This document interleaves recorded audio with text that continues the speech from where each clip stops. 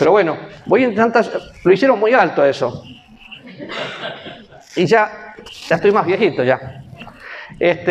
¿Cuál es el... Ahora que Jairo hablaba de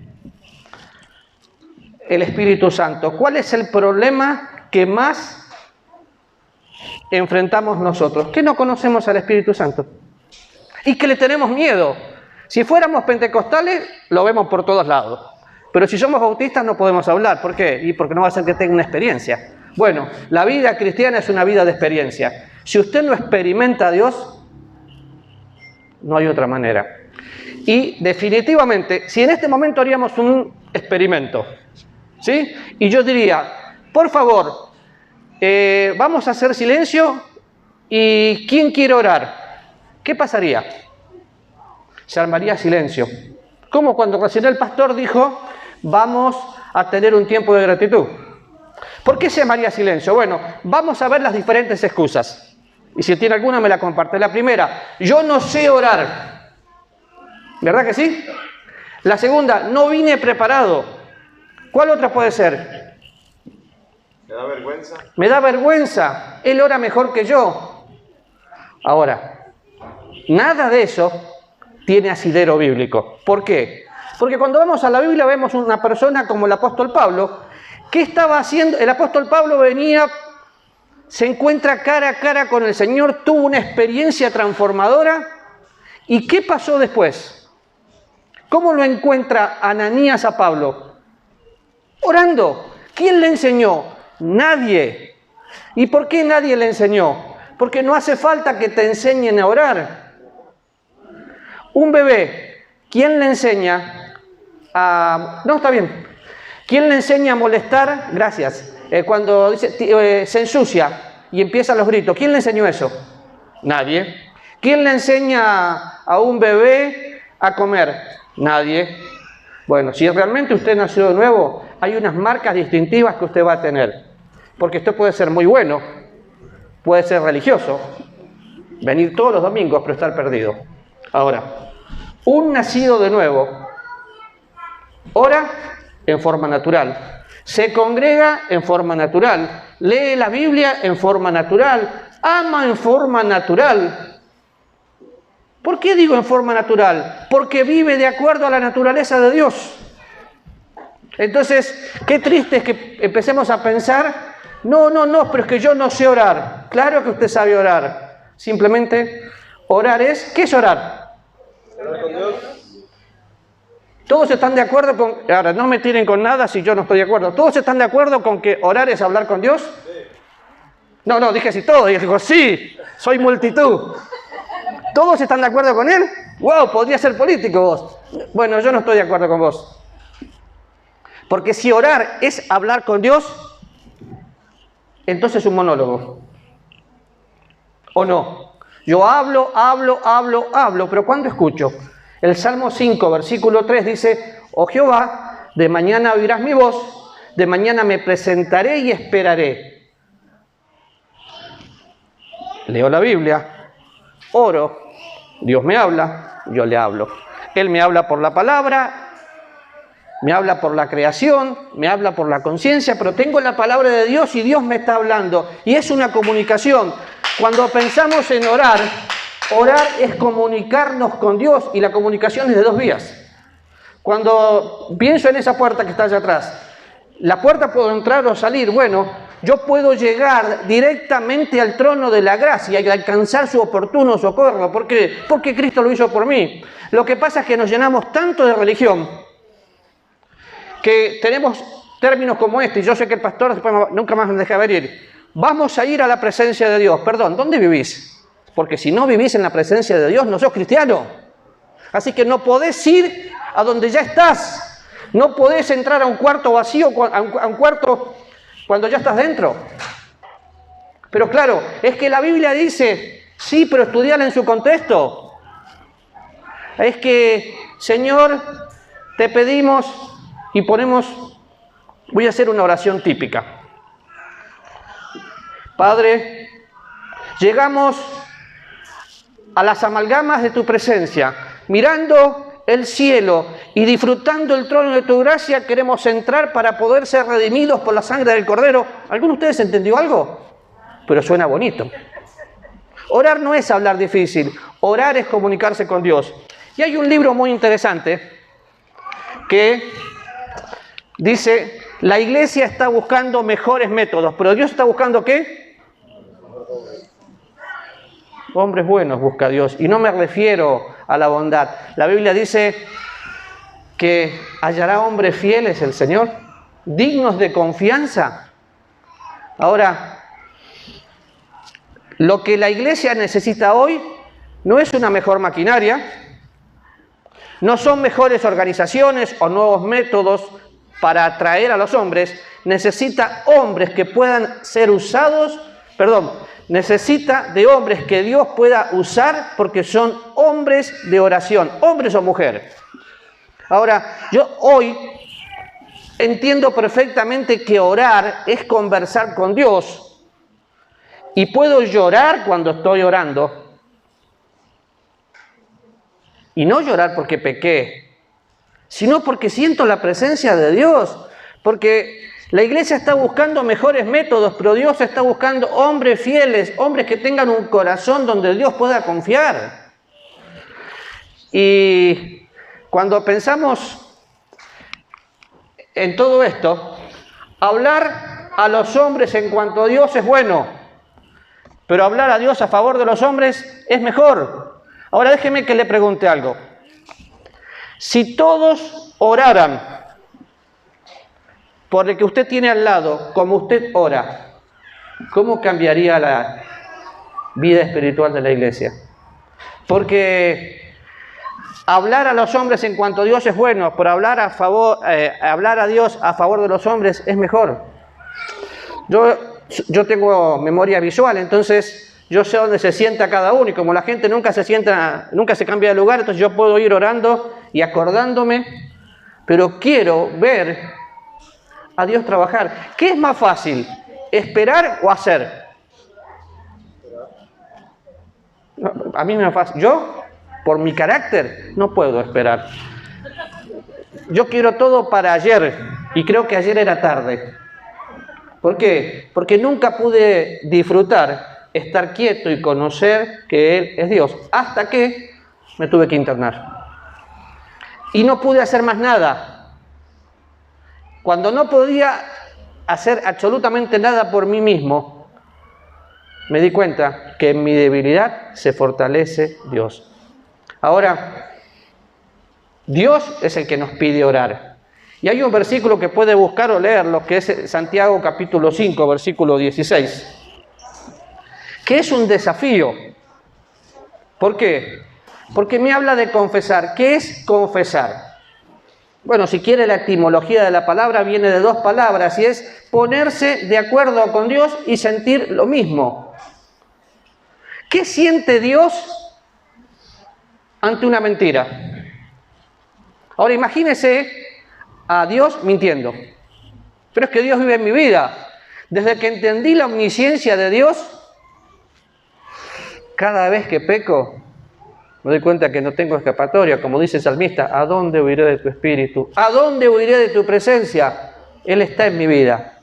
Ahora, el versículo dice, confesaos vuestras ofensas unos a otros y orad unos por otros para que seáis sanados. La oración eficaz del justo puede mucho.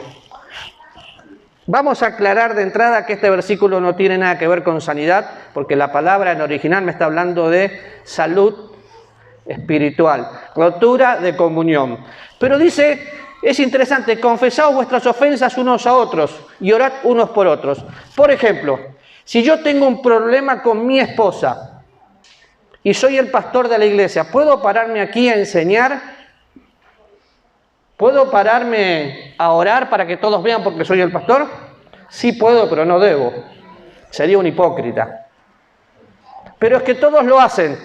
Si todos lo hacen es porque tienen miedo de enfrentar a la gente.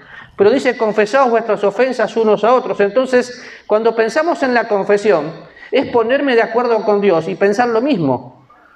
Ahora, si yo tengo un problema con mi hermano tengo que solucionar el problema con mi hermano. La Biblia es tan clara que dice que si estás yendo al altar y tenés un problema, te das cuenta que alguien tiene un problema, tenés que ir y solucionarlo. No podés dejarlo pasar. Entonces piense, ¿sabe de alguna persona que tenga un problema con usted? Hay cosas que yo eliminé de mi vida. Y sé que no me hace políticamente correcto, pero me deja dormir tranquilo. Por ejemplo, viene Juancito y me dice, yo quiero contarle algo. No, Juancito era una broma, usé su nombre, justo un amigo que se llama Juancito. Viene Juancito y me dice, yo quiero contarle algo que hizo fulano. ¿Fulano dónde está? No, no está. Lo siento, Juancito, si él no está no me lo podés contar porque es pecado. No, pero usted es el pastor. Lo siento, si él no está es pecado. Pero es para que lo ayude. Ayúdalo vos. Porque la Biblia dice que tenés que arreglarlo con el hermano, no con el pastor. Es tan fácil murmurar, es tan fácil darle lugar al diablo, pero el versículo dice que tenemos que confesar las ofensas unos a otros y orar unos a otros para que haya sanidad en la congregación, si mira todo el contexto. ¿Por qué? La oración del justo puede mucho cuando hay intimidad con Dios. Y la única manera de tener intimidad con Dios es aplicando el principio de la vida cristiana que dice, la vida cristiana es una relación con el autor de la vida. ¿Quién es el autor de la vida? Cristo. Yo soy el camino, la verdad y la vida. La vida cristiana es una relación con el autor de la vida. Cuando tengo una buena relación con Cristo, puedo tener una buena relación con el Padre. Entonces, tengo una buena relación con mí mismo, con los hermanos que me rodean y con el mundo entero. ¿Por qué? Porque cuando estoy en comunión con Dios, tengo todo lo que necesito. A veces pensamos en fruto, el fruto del Espíritu Santo, amor, gozo, paz, los 9 aspectos, es un regalo de la gracia de Dios que recibimos en el momento de ser salvos para poder tener buena comunión con Dios, conmigo mismo y con los hermanos. Dios nunca nos pide algo sin darnos las herramientas. Y entonces ahí viene el versículo conflictivo muchas veces. Quiero pues. ¿Qué quiere Pablo? No, no es Pablo, es el Señor. Quiero pues que los hombres oren en todo lugar, levantando manos santas. ¿Pero cómo voy a levantar las manos? ¿Te cambiaste de denominación? ¿Por qué no lo lee entero? Sin ira ni contienda. No podemos disfrutar intimidad con Dios cuando yo no puedo mirar al hermano a la cara. Entonces, cuando puedo mirar al hermano a la cara, puedo orar. Si usted levanta la mano, no la levanta, lo que usted haga en privado está todo bien. Pero la parte increíble para mí, o desafiante para mí, es sin ira ni contienda. Qué interesante, porque recién el pastor mencionó que no tenemos que contristar al Espíritu Santo. Y el versículo que sigue dice, antes bien, quítense de vosotros ira, amargura, enojo, gritería. Y después, ¿qué sigue? La llenura del Espíritu Santo. Que la llenura del Espíritu Santo es una orden de Dios que nosotros tenemos que obedecer. Ahora, Dios no nos pide absolutamente nada sin habernos dado el ejemplo. Y pensemos en el Señor Jesús. Pensamos en Jesús y vemos al Señor Jesús dejando un ejemplo total. ¿Por qué? Jesús comienza su ministerio orando. Continúa su ministerio orando y concluye su ministerio orando. Toda obra de Dios que Él ha bendecido en forma abundante comenzó con rodillas de hombres santos que aman la palabra de Dios, tienen intimidad con Dios y se comunican con Dios en forma natural. ¿Qué hacía Moisés? Hablaba cara a cara como habla con un amigo. Ahora, el mismo Dios de Moisés es mi Dios y es su Dios. Amén. A veces pensamos, no, pero Dios, si usted tiene un Dios lejano, se está equivocando, porque Dios se regocija en nosotros con cántico. Es un Dios real que vive en nuestra vida. Pero fíjese, Jesús nos dejó un ejemplo de oración y Dios nunca le va a pedir nada que no le dé las herramientas para hacerlo. Es que yo no sé orar. Dios colocó el Espíritu Santo para que usted pueda orar. Busque Mateo capítulo 9, versículo 35 al 38, y vamos a hacer un ejercicio juntos. Recorrí a Jesús, ¿lo tiene? Ahora, de acuerdo a ese versículo, contésteme estas preguntas. ¿Qué es lo que mandó? ¿Qué vio? ¿Qué sintió? Mateo capítulo 9, versículo 35 al 38.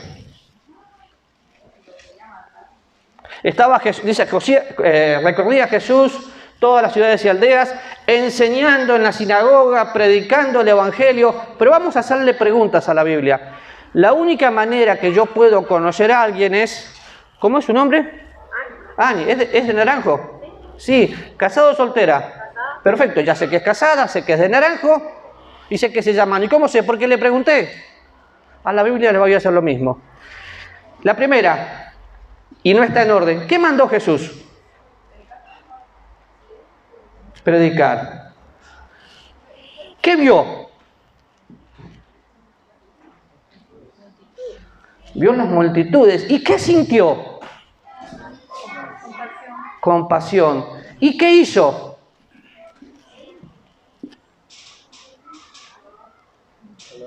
Predicó el Evangelio, sanó las enfermedades. Sí, es lo mismo que nosotros tenemos que hacer. Y si usted piensa, ¿qué mandó? A orar, porque la mies es mucha, los obreros pocos. ¿Qué vio? Las multitudes la vio con compasión. La compasión es una palabra muy fuerte, que es una sensación interna. Y déjeme que le pregunte, ¿qué siente usted ante una persona que no tiene a Jesús? ¿Saben que cada persona que no tiene a Jesús tiene un solo destino? Y un solo cartel en su frente que dice, estoy perdido, necesito ayuda porque me voy al infierno. Por eso es que tomo los audios de reflexiones para hoy y se los mando a la persona que tal vez no me escucharía cara a cara o que está en otro país. ¿Por qué? Porque de alguna manera quiero llegar con el Evangelio. Porque un día, antes de lo que yo sueño o espero, va a venir Jesús. Y no hay otra oportunidad. Si quieren orar por algo, oren por mi madre. Tiene como 98 años. No quiere saber nada con Jesús. Que se muera con 98 años y bueno, está viejita. Que se muera sin Cristo es por la eternidad. Entonces ese dolor de que está viejita no sería tan duro si no pensara que se va sin Cristo. Porque la vida eterna es conocerle. Y la Biblia dice que los que no conocieron a Dios, o sea, los que no tienen vida eterna, están perdidos para siempre. Entonces, ¿qué hizo el Señor? Predicó. Ahora, cuando pienso en todo esto y veo el ejemplo de Jesús, vamos a la cruz. Y en la cruz podemos, y son todos versículos que nosotros conocemos. Y ese es el gran problema, que muchas de las cosas las conocemos tanto que las podemos decir de memoria. Pero Lucas capítulo 23, versículo 34, Jesús decía, Padre, perdónalos, porque no saben lo que hacen. Y repartieron entre sí y echaron suerte. ¿Y Jesús oró? Sí, pero estaba en la cruz. Su oración tuvo efecto inmediato. Si usted lee todo el contexto en el Evangelio, uno de los ladrones reconoció al Señor. El soldado que estaba abajo dijo, verdaderamente era el Hijo de Dios. Pero Jesús los estaba perdonando después de todo lo que le habían hecho. Sí, porque para el cristiano el perdón es un estilo de vida.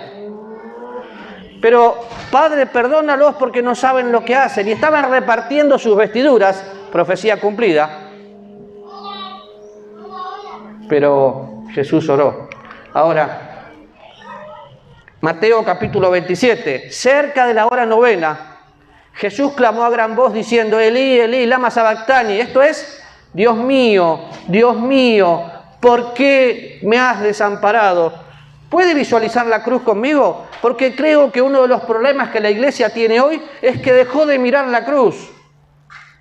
¿Cuál es la diferencia entre desamparo y abandono? Yo tengo una botellita de agua que la vivo perdiendo. En este momento la abandoné. No la veo. ¿Está ahí? Abandonar es dejar algo y lo estoy viendo. Perdón, y no lo veo, no lo encuentro. Desamparar es ver lo que le está pasando y no hacer nada. Cuando Jesús estaba en la cruz, y creo que podemos hacer memoria de todo lo que pasó. ¿En qué estado llegó a la cruz Jesús, emocionalmente hablando? ¿Sus amigos? No tenía amigos. Uno lo vendió, el otro lo negó, todos lo dejaron solos.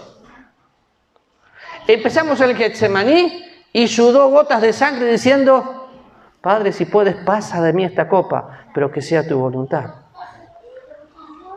Ahora, físicamente fue lacerado, escupido, maltratado, pero acá está siendo afectado espiritualmente. Señor, ¿me estás desamparando? Sí, todo el peso mío y suyo estaba siendo cargado en Jesús. No sé si puede dimensionar eso, pero qué bueno sería que usted entienda que al que no conoció pecado, por mí se hizo pecado para que yo fuera declarado justicia de Dios por medio de él. Así que sufrió emocionalmente, físicamente, pero espiritualmente. Ahora Jesús entregó su vida en forma voluntaria. Él puso la vida y él podía volverla a tomar. En la forma más vil que a usted se le pueda ocurrir. Porque nos amaba. Pero el Padre no hizo nada. Porque la única manera que usted y yo podíamos ser salvos era si la sangre del Cordero Perfecto, destinado desde antes de la fundación del mundo, sin mancha y sin contaminación, podía ser derramada en la cruz. Ahora, concluye su tiempo orando. Comienza, continúa, concluye. Lucas capítulo 23, versículo 46. Entonces Jesús, clamando a gran voz, dijo: Padre, en tus manos encomiendo mi espíritu. Y esto le rompe los esquemas a cualquier persona, pensando en la muerte de Jesús y en su resurrección. Él murió cuando Él quiso, no cuando los soldados quisieron. Cuando se hubo cumplido el tiempo, Dios envió a su Hijo nacido de mujer. Cuando se hubo cumplido el tiempo, Dios entregó su vida. ¿Por qué? Porque Él quiso. Y piense todo lo que pasa en este momento. En tus manos se entregó y murió. El velo del templo se rasgó de arriba abajo. ¿Qué significa eso? Que tengo entrada directa al trono de la gracia. Y tengo la posibilidad de disfrutarlo, porque el trono de la gracia está en mi vida. El cielo cambió de color, hubo gente muerta que salió de la tumba, pasó de todo en ese momento. ¿Por qué? Porque el Hijo del Hombre vino a buscar y salvar lo que estaba perdido y estaba consumando en ese momento su obra aquí. Ahora, sin cruz no hay corona. Y a veces nosotros queremos que todo nos vaya bien. Y pensamos: sí, usamos mucho la palabra bendición y Dios te bendiga, y creemos que bendición es que todo te vaya bien. Cuando pensamos eso, déjeme que le dé una noticia. Si voy al Antiguo Testamento, dice: muchas son las aflicciones del justo, pero de todas ellas los libra el Señor. No dijo no va a haber aflicciones, dijo muchas son. Voy al Nuevo Testamento y dicen: en el mundo tendréis aflicción, y lo dijo Jesús. Pero confiad, yo he vencido al mundo. Voy al apóstol Pablo, dice que tenemos el privilegio de creer en Él y padecer por Él. Y que los mismos padecimientos se van cumpliendo en nuestros hermanos en todo el mundo. Pero para que haya corona tuvo que haber una cruz. Y muchos de nosotros tenemos que enfrentar situaciones difíciles para que a través de esa situación difícil podamos caer rendidos a los pies de nuestro amado Salvador. Yo, como les decía recién, no podía creer cristianos que no se congregaban porque tenían miedo al COVID. Y el temor al Señor, temor a Dios, es amor, un amor reverente. Entonces, no digo que no hay gente que murió. Claro que sí, tengo gente muy cercana que murió. Pero nadie muere sin que Dios lo tenga establecido. Murió un amigo muy cercano, capaz que ustedes escucharon, el pastor Esteban Mendoza. Que yo me hubiera muerto no era novedad. Que Esteban se muera, wow, ¿qué pasó? Y se murió. ¿Por qué? Porque Dios lo tenía establecido. Vaya a Hebreos, cuando piensa en el libro de Hebreos, es una carta que a mi criterio le escribe el apóstol Pablo por todo el contenido. Habla a judíos esparcidos y tiene cosas muy importantes. ¿Y por qué le aclaré que habla a judíos que son de la dispersión? Porque a veces queremos tomar versículos de Hebreos y pensar que hasta la salvación podría perderse. No, Hebreos tiene muchas riquezas. Pero, por ejemplo, en el capítulo 4, versículo 15 dice: porque no tenemos un sumo sacerdote que no pueda compadecerse de nuestras, no dice fortalezas, dice debilidades, sino uno que fue tentado en todo según nuestra semejanza, pero sin pecado. Y quizás su debilidad es un pecado. Y quizás usted cree que acaricia el pecado favorito ahí. Y cuando alguien lo ve, lo puede esconder. Nada puedo esconder de Dios. Es lamentable, pero todos los que estamos en este salón y en este momento, todos tenemos un pecado, que es nuestro pecado favorito con el cual luchamos. Y tenemos una sola forma de vencerlo. El apóstol Pablo en 1 Corintios 10 dice que no nos ha venido ninguna tentación que no sea humana, pero fiel es Dios que no nos dejará ser tentados más de lo que podamos soportar. Tentación o prueba, en griego, cómicamente es peirazo. Como mi apellido Perazo, no, pero yo debo hacer una prueba o una tentación para mi esposa, no sé, no le pregunté todavía, pero si yo digo que hay un pecado que no puedo dejar, estoy diciendo que Dios es infiel. ¿Por qué? Porque fiel es Dios que me da la salida. Y tengo un sumo sacerdote que fue tentado en todo, pero no pecó. Y yo no sé cuál es su debilidad, yo conozco las mías. Y sé que la fortaleza de un cristiano está en la debilidad. Y hemos escuchado todo lo que compartió el hermano. Pero quédese con esa frase: bástate mi gracia. Ese posesivo, mi. Y saben, la única manera de vencer un pecado, el apóstol Pablo me da la forma. La gracia de Dios, el Maestro, vino para salvar a todos los hombres, enseñándonos que renunciando a la impiedad y a los deseos mundanos, vivamos en este siglo sobria, justa y piadosamente. ¿Qué hace Dios? Nos enseña. ¿A qué? A renunciar. ¿Quiere dejar ese pecado que tanto le está atando? Señor, no puedo. Cuando usted se dé cuenta que no puede, ahí es cuando Dios entra. Mientras usted se meta, Dios no se mete. Porque Dios produce en nosotros el querer como el hacer cuando le damos lugar. Mientras estemos ahí, Él no hace nada. Lo interesante es que Dios trabaja en mí para trabajar a través mío. Pero si no soy quebrado, Dios no me hace nuevo. Y 9:24 de Hebreos: porque no entró Cristo en el santuario, hecho de manos, figura del verdadero, sino en el cielo mismo, para presentarse por nosotros ante Dios. Y yo quiero que usted piense conmigo. Juan capítulo 17. ¿Qué hizo el Señor? Oró por mí y oró por usted. Oró por los que íbamos a creer. ¿Qué está haciendo el Señor en este momento? Está orando por usted y por mí, es nuestro intercesor, es nuestro abogado. Y cuando usted mira la Biblia, que no entró Cristo al santuario hecho de manos, no, porque está en el cielo mismo. Pero quédese con esto: Jesús está sentado en lugares celestiales, ¿sí o no? ¿Y usted dónde está sentado? No me vaya en la silla. Está sentado en lugares celestiales juntamente con Él. Ahora, yo soy fruto de lo que creo. Usted tiene que creer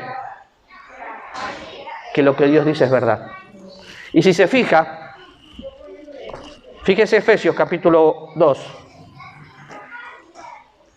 para que se lo lleve a su casa y lo disfrute.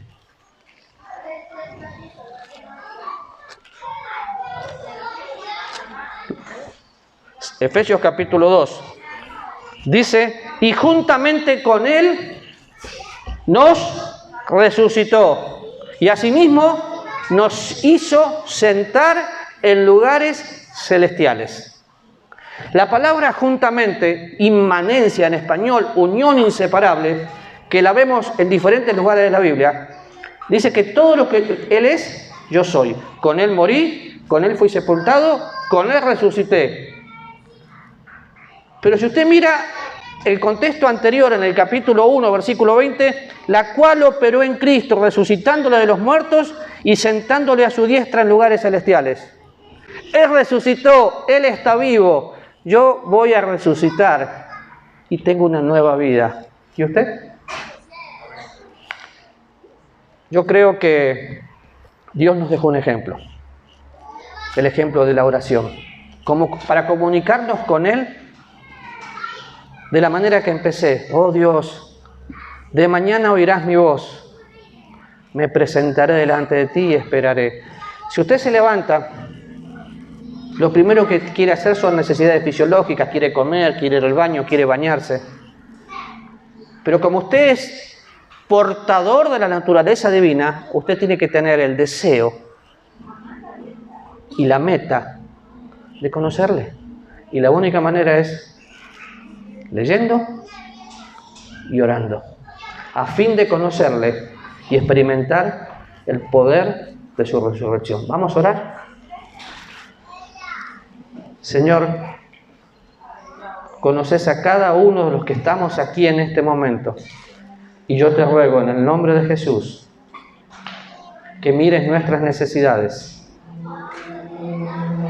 que suplas nuestras necesidades, que quiebres lo que tenga que quebrar de nosotros y hacerlo de nuevo, Señor.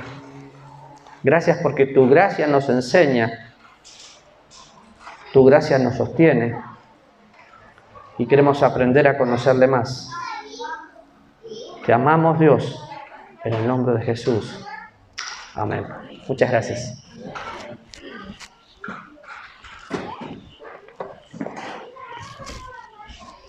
Gracias, hermano Raúl, por la enseñanza. Esperemos que Dios lo bendiga mucho. Y a él también, por acompañarnos hoy, hermano. Muchas gracias.